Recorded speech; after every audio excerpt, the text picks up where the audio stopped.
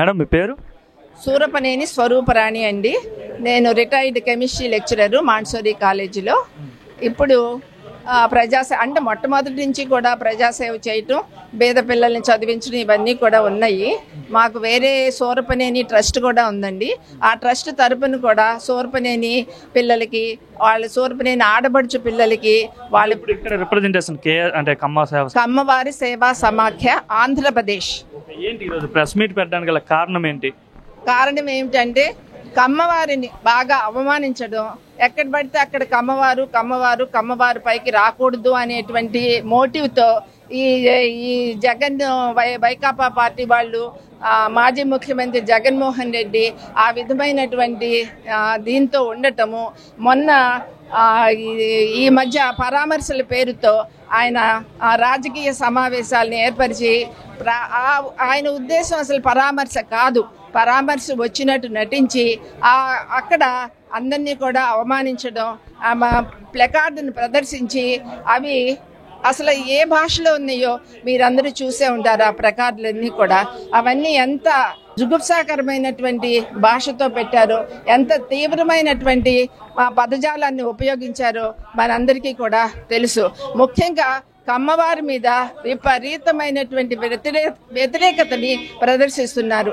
దానికి మేము ఖండిస్తూ ఈ మీటింగ్ని పెట్టుకోవడం జరిగింది.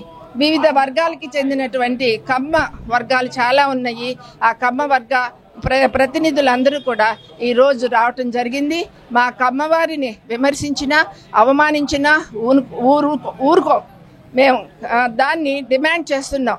మేము ఏ విధంగా దీన్ని ఖండించాలి, ఏ విధంగా దీనికి జగన్మోహన్ రెడ్డికి బుద్ధి చెప్పాలి అనేటువంటిది ఇంకా మేము మీటింగ్స్ వేసుకుని ఏం చెయ్యాలి, దీన్ని ఎలా ఖండించాలి అనేటువంటి దీన్ని మేము ఆలోచించుకోవాలి. అట్లాగే కోసం మంచిగానే మాట్లాడాడు కదా, కమ్మవారిని చంద్రబాబు ఇబ్బంది పెడుతున్నాడు, తనకి అంటే ఉడిగం చేస్తే బాగా చూస్తున్నాడు, లేకపోతే తిడుతున్నాడు, అక్రమ కేసులు పెడుతున్నాడు అని చెప్పేసి చెప్తున్నాడు కదా జగన్మోహన్ రెడ్డి.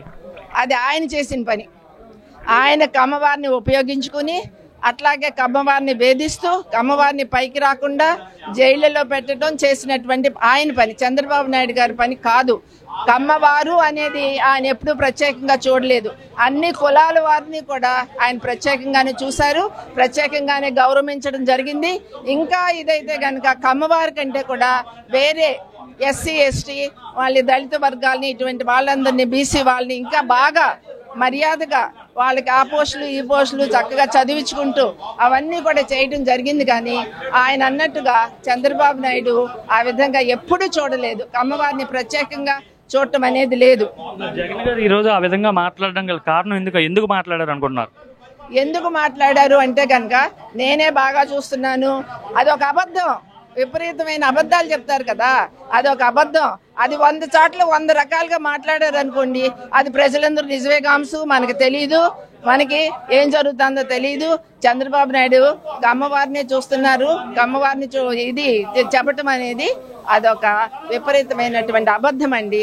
దాన్ని మొత్తం రాష్ట్రం అంతా కూడా ఆయన వెళ్ళిన చోటల్లో కూడా ఆ విషయాలు చెప్పి ప్రజల్ని నమ్మించడం కోసం అలా చేస్తున్నారు. అంతేగాని ఆయన ఎప్పుడూ కూడా, చంద్రబాబు నాయుడు గారు ఎప్పుడూ కూడా ఏ కులాన్ని కూడా వేరుగా చూడలేదు. అన్ని కులాలు ఆయనకి సమానమే, అందరినీ అభివృద్ధి చేయాలని చెప్పి చూస్తున్నారు. కమ్మ సేవా సమాఖ్య ద్వారా జగన్మోహన్ రెడ్డికి ఏం చెప్దాం అనుకున్నారు ఫైనల్ గా? మా కమ్మవారిని అవమానిస్తే ఊరుకోము. మా కమ్మవారి మీద అనవసరంగా ఏ విధమైనటువంటి మాటలు మాట్లాడినా కానీ, కించపరిచినా కానీ ఇక మీద ఊరుకునేది లేదు.